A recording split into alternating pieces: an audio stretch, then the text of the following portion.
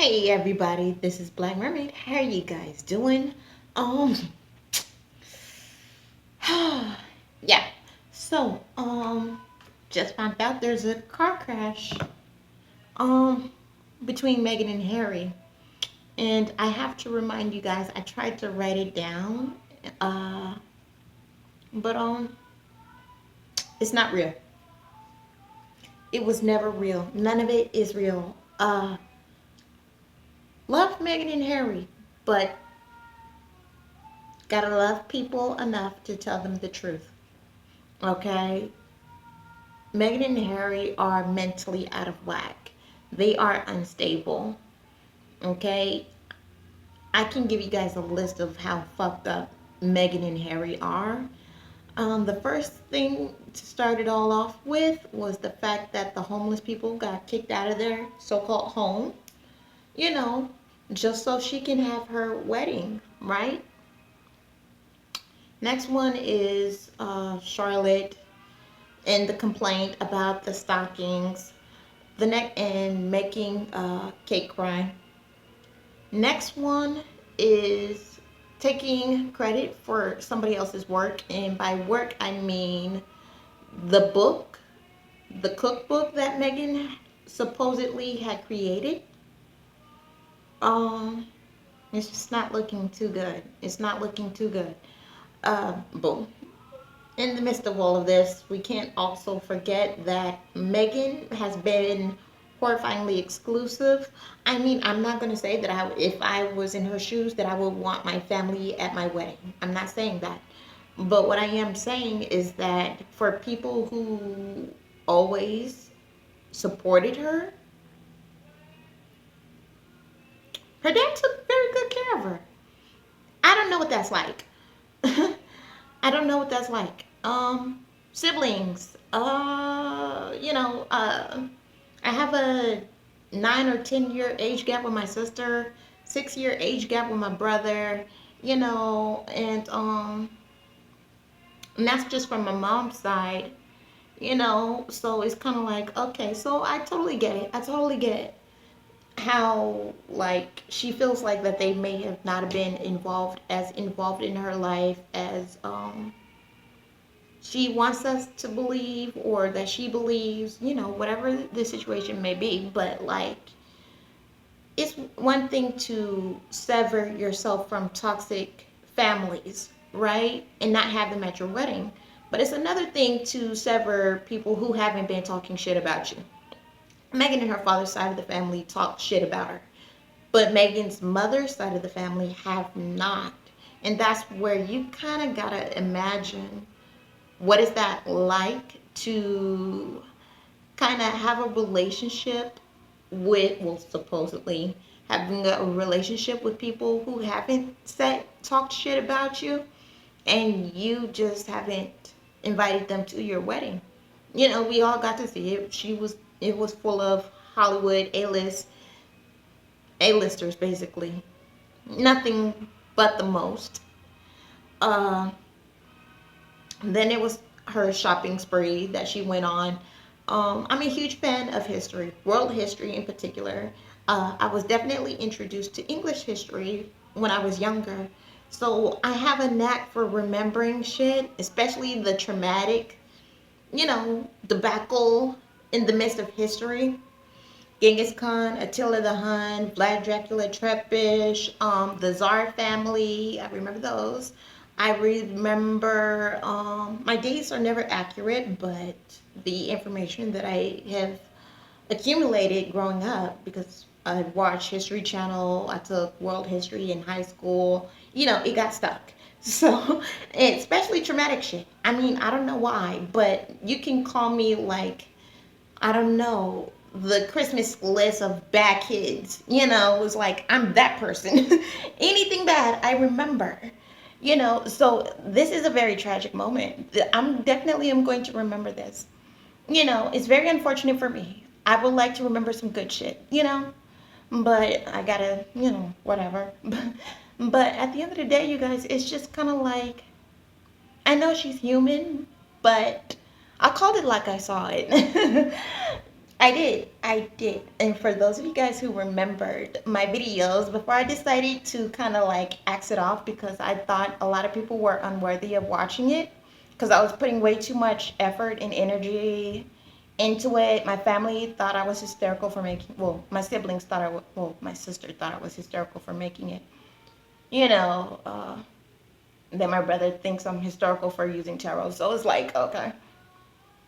But at the end of the day, it's got nothing to do with that. It's got everything to do with the fact that, you know, I just remember bad shit. And this is just another thing that I'm going to remember for the rest of my life. And it's very unfortunate for me. You know, because I would like to move on with my life. I would like to live my life. But no, I got to live in the moment. If there is hell, I'm going to live through it and in it and just pray that I come out on top with my life intact. So, at the end of the day, you guys, it's just a hot ass fucking mess.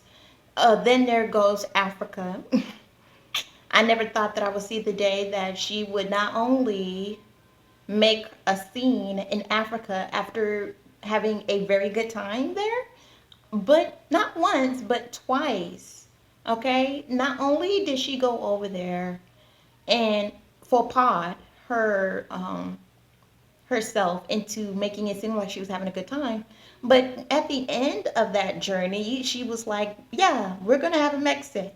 I don't feel comfortable about all the shit that I'm going through. I don't care what anybody's got to say. I'm disassociating from everybody. So not only did she disassociate herself from her father's side of the family, her mother's side of the family, but she also disassociated Harry from his parents and their side of the family. And that's not a good look.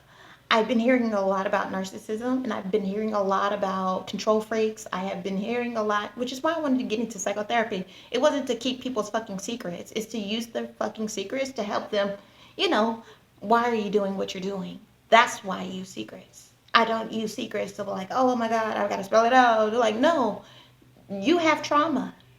And trauma creates lies and trauma creates secrets.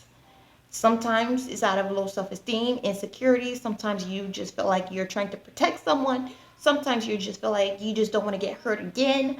But trauma does create secrets and lies.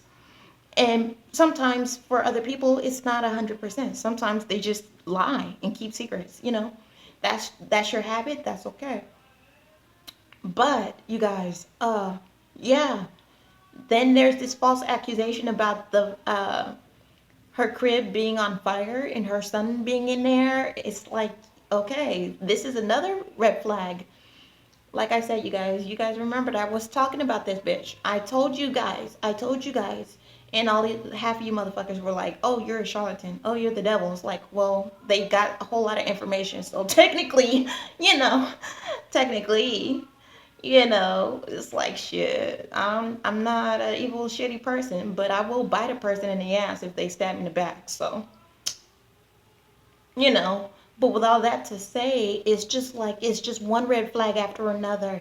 Right before she married Harry, it was just a major ass red flag. I couldn't understand. I couldn't fathom why I would ever want to hate a person that hasn't done anything wrong to me. I've never been that person. But that's where you guys need to start listening. Your intuition, okay? That was my intuition telling me that something was about to go down.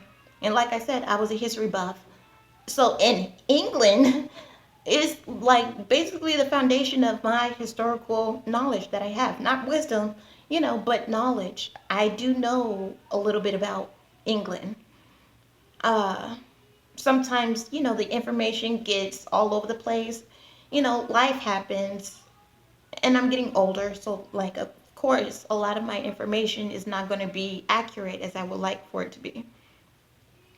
But as the list goes on, I know China's history, I know South America's history, I know Egypt's history, I know I wouldn't say Norway's history. I know Norse mythology, Egyptian mythology, Greek mythology, Roman mythology a little bit, but I know Greek.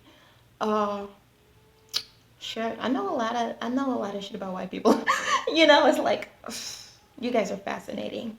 I love you guys. But like for real though, it's just kind of like it was just one red flag after another. Then there goes the miscarriage that she claimed to have had. Then there goes the and this isn't me being nosy and all up in her business. This is a historical moment.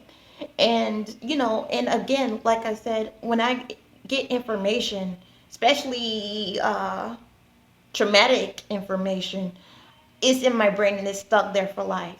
I don't know how to move on from it. So it's like, that's why I have troubles with triggers and like people, and I'm bipolar, so it's really like all over the damn place. I just can't with people. I love interacting with people, I love talking to people, but don't ask me to work for anybody. My brain just doesn't do it. But I try though, I keep trying. But when my body and my brain and my heart says no, it's just a simple no. you know But there was a lot of that shit going on, the miscarriage, like I said, and then there went into the this debacle with the kids. I can't imagine being a mother, period, celebrity or a royal family member or not. I can't imagine being a mother and just not showing off my kids. You can see a lot of women, royal or non-royal, celebrity or non-celebrities, and they are just like Instagramming their kids back to back to back to back. They love their kids, and some of them sometimes they have a little boundaries, and that's okay. But Megan, we don't really get to see her kids, and then she requires for people to put their investments into this Archwell Foundation, and that's like, we don't know your fucking kid. How are we going to put money into that foundation? And where's that money even going to? Then we got to go into that. And then how Harry was talking about leaving an imprint on Mother Nature. And how, it was just like, I would rather have 2 kids rather than 3. Now they're going into 3, but we're not even going to see that kid exist. So I'm pretty sure it's 2. I told you guys the reading. I said 1 kid was going to be missing, but the other one was going to be just fine. But apparently 2 kids are missing. And it's just like, wow, Megan, really? And now you're like spitting out more theories, more rumors about you having a 3rd kid. It's just too much. And then there was this one story, the little tidbits, the like breadcrumbs, the breadcrumb trail that Megan leaves everywhere she goes, stating that she's in a relationship with Harry, the 2 bananas. Then there goes the bracelet. And then there goes the, I don't know if you guys ever saw this picture, but I remember it's clear as day. And I don't like it when people call me crazy when I know, I know. You know, there was this picture of Harry going into her apartment. And the media actually they actually got that information. And it was around nighttime. And I remember that being as clear as day. It was like, oh my God, Harry, like, what the fuck are you doing with this chick? I mean, nobody's trying to holler at your ass. You need to go to therapy before you can find yourself a potential partner at this point. Go to a fucking asylum. I don't care. But you need to deal with whatever issue that you got that has led you to getting into an unhealthy relationship where you don't want to do the things that you don't want to do. And it's not benefiting you, but it's benefiting someone else. And that's Rachel Meghan Markle. Lying about the age, changing her name. Everybody changes their names. Nobody here in America doesn't change their names. Last name, first name, middle name, it doesn't matter. People change their names. So that's like, it's no big deal. That's not as much of a red flag. But with history, it's like, of course, it's a red flag. Who are you running away from? That's where But like, getting married, one thing. But changing your name, just to, I don't know, be in the moment. Some people like, a lot of Wicca people, they change their names to something cute, like Blue Ivy. I mean, who would name their child Blue Ivy? But that's pretty. I think that's pretty. That's pretty cool. Never would have thought about Blue and then Ivy and putting that together, but like, kudos to Beyonce for naming her daughter Blue Ivy. But of course, she didn't change her daughter's name. She literally gave her daughter Blue Ivy as a name. But just saying, it's kind of like changing your name is not something that's uncommon, especially when there are some parts of your name that you just don't seem to like. And apparently, Megan didn't like her original first name, which was Rachel or Rochelle if you're black, but they need an extra L in there just to make it a Rochelle. I thought about that. Excuse me. Anyhow, you guys, it's all over the place. These are just the list of red flags that I gave you guys. Just fucking red flags all over the place. Red flags, but everybody's dealing with their own set of red flags. Some people have the nerve to stick with that red flag until something happens, something wrong, something chaotic. Some people die from marrying their red flags. And by dying, I mean a lot of people wind up in abusive relationships. And because they don't actually leave that relationship, things have technically gotten worse. There are people who are going through that. There are people who are getting raped, by their partners. Red flag, but I don't think that they would stick around unless they've been groomed, and then you got to think about that red flag. It's not uncommon to have red flags here in America or anywhere else on this planet for that matter. But one thing is for sure, you guys, is that Megan has been stating who she is and where she's heading and what she wants to do with her life. Her to each is his or her own. She's not really hurting anybody except for well, I'm not going to say the royal family. She's hurting England. She's hurting England because they're paying out of pocket for her to do the things that she's been doing for the last 5 years now. Happy 5 year anniversary, but damn, I gotta fly up in here. I've been attracting flies. I was about to make a joke. I'm like, I'm the lady of flies. I was hoping for bees, but okay. But like, that represents some shit. But I'm not gonna get into too much details. I'm probably gonna get even more up in this house. I don't know, and I don't care. Well, I do care. I need to get myself a humidifier and work some essential oil magic so I can repel the flies and spiders that are coming in this house. I don't have pest control, so it's kind of like, yeah. But anyways, you guys, I don't know what to say.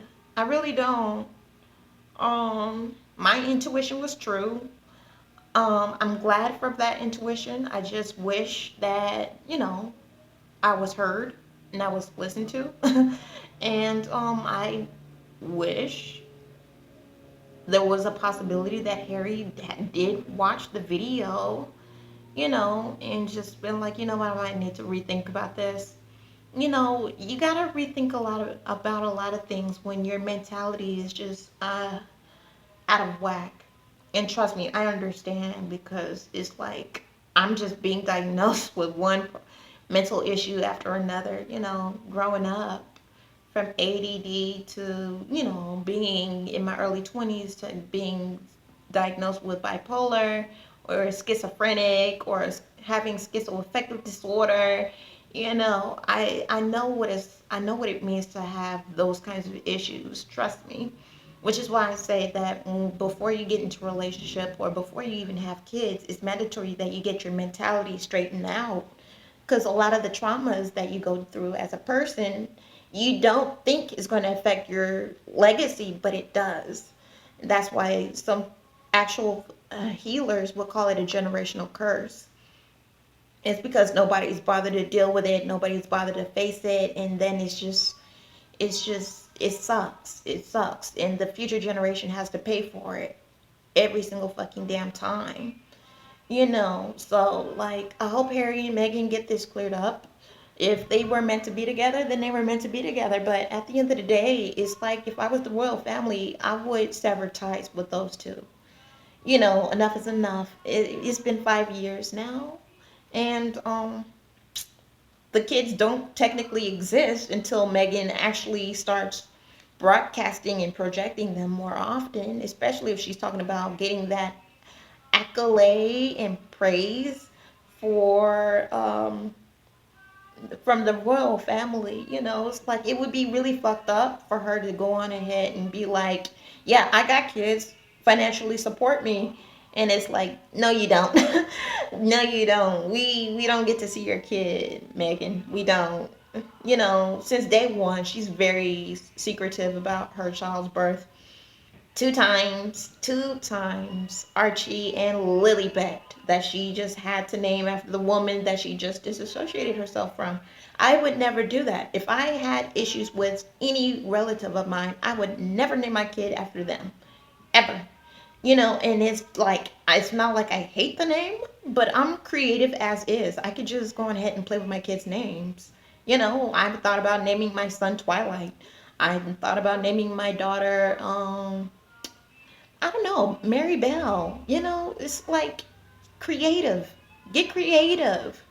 You don't have to, oh, let me name my child after her grandmother whom she's never even met. It's just like, that's really fucked up. Incredibly fucked up. That was a red flag right there. The red flag was that nobody got to see the kids, except for Gail. And it's just like, we've got 21 minutes. I kind of like talking like this. I hope you guys can pick it up because I'm not going to edit this video, but at the end of the day, it's just like too many red flags over the course of 5 years, you guys. Too many red flags. And in honest truth, it's up to Harry if whether or not he wants to divorce her. And it's up to the royal family if they want to sever their ties with Harry. And honestly, people don't want to face that darkness. But in order for you to get rid of a dark fiend, which is Megan in this case, you got to be a dark fiend yourself. You got to the royal family has to sever their ties with Harry. Or otherwise she's going to keep leeching off of them. Period.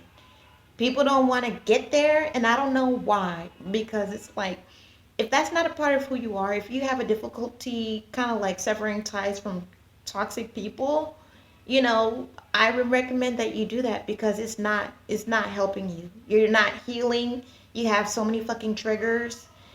It's just being around people is fucking sucks.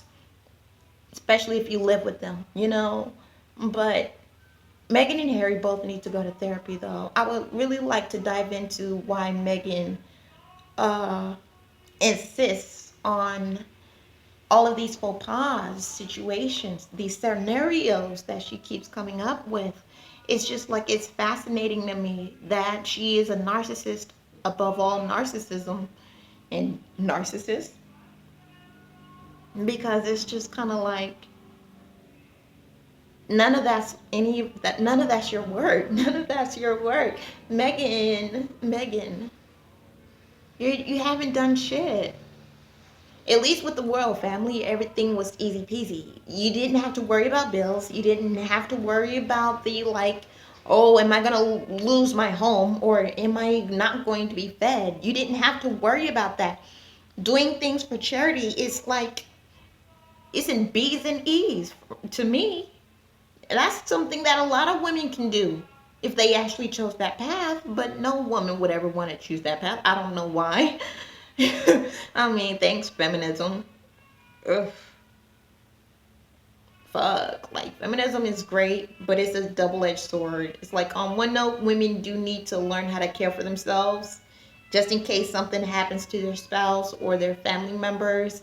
But on the other note, it's kind of you're not really supporting other women so that they can learn how to do the exact same thing. You're just calling them bitches and sleeping with their husbands and all that crazy ass shit. But even traditional women were doing that shit. So, it's not like women had gotten any better just from changing their damn fucking titles from traditional women to feminists. They haven't changed. Not really.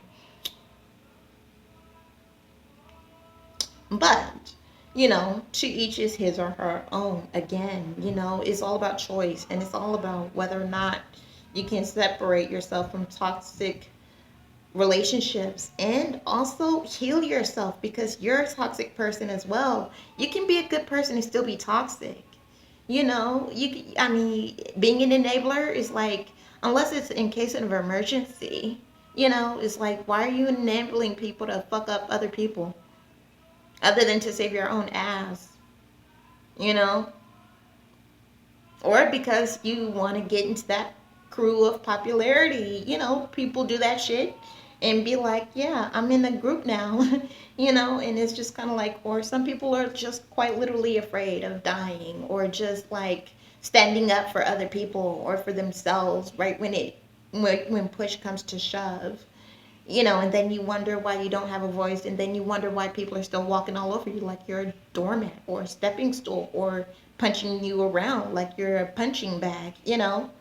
Sometimes being too good makes you bad, and you gotta look at that. You gotta look at yourself and be like, honestly to truly, is this a good relationship for me? And is this something good for me to start influencing on my children? Because I don't want my children to wind up just like me and wind up in an unhealthy, very toxic relationship.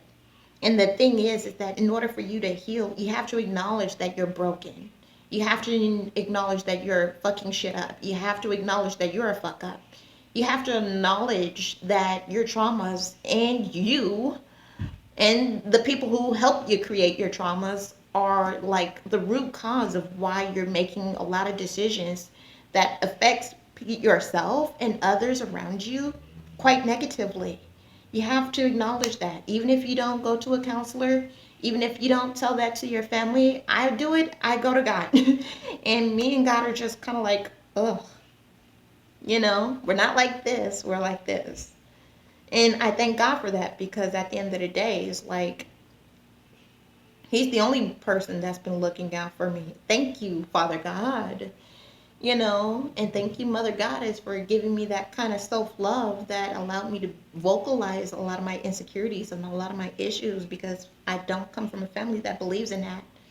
Everything is, kept a secret, kept in the dark, always just like pretending like it doesn't even exist. And that's not what you are supposed to do with your trauma. It's affecting you, it's affecting your life. And Meghan and Harry, mostly Harry, I don't know where Meghan's mind is at.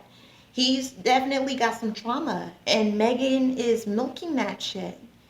That's a red flag. She's abusive mentally, emotionally, physically, spiritually, verbally. I'm sure Harry gets his ass whooped by her at this point. Yeah, he's doing everything out of his own accord, out of his own free will, but how much of it is really out of his own free will, and how much of that is really him trying to be a toxic good person and just doing whatever whatever he is being fucking told by Meghan. Harry has been told what to do since day one, since the moment he was born. We cannot expect Harry to not actually wind up listening to another person and be like, oh no, I'm not going to listen to you. No, he was groomed to do what he was told. Everybody who knows what I'm talking about were groomed to be told what to do. You were not to have a voice. You were not to be seen. You were not to be heard. You weren't to do shit except be at someone's beck and call. And it's just, I don't feel bad for Harry or Meghan. I don't. They're oozing of red flags, and it's not looking good. It's not looking pretty. Um, the fact that the royal family has not executed or severed their relationship with Harry by now, it's not looking so good. So if I were them, I would sever that relationship so Meghan can sever herself from Harry. But you gotta understand is that she has to do this under the law of England and the British royal family. She is not to have a divorce here in America. It's not going to count. She can annul it, but we already know the fucking story. So it's like, yeah, you can't annul it. It exists.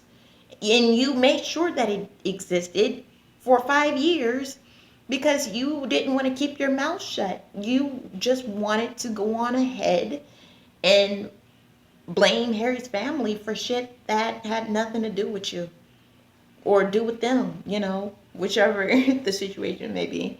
But like you guys, I don't know. I gave you guys a thick ass fucking list of all the red flags that Megan that Megan has been conjuring up since day one. I mean, there's more.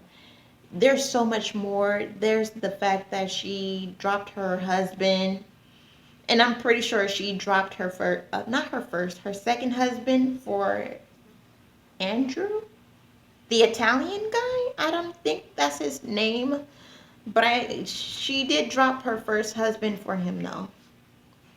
You know, she did. Um, she dropped her lawyer boyfriend or lawyer husband for the producer. Okay, so let's say this. She dropped the lawyer for the producer. She dropped the producer for an Italian chef, dropped the Italian chef for Prince Harry, and now she's going to go from Prince Harry to probably a mob boss. Because that, I mean, there's no other place for her to go. She can't make money on her own. She made sure of that. She didn't try. You know, I the you know, she didn't try at all. She says she's been working, but like, can we really say that she has at this point with her ability to lie as consistently and as often as she has, and not only lie, but to lie to the whole entire world's face. We all know the truth. We can all see the truth. There's no running away from the fact that she is going to be known as Harry's first ex-wife. None. And then the men she's going to marry after that, it depends entirely on her. Like I said, they both need to go to therapy or go to a fucking asylum. I don't care. Go and get yourself a lobotomy, but you gotta figure out why you're so wacky and wonky and why you really are not minding self-seclusion. Like I said, your family would have to be hella fucking toxic for both parties in order for Megan to exclude herself from her parents and their families. And same goes for Harry. It's just like, it's not like I don't understand. It's just that at the end of the day, Megan has been lying about a lot of shit. So, like, when push comes to shove, how much of this is going to be true and how much of it is going to be bullshit?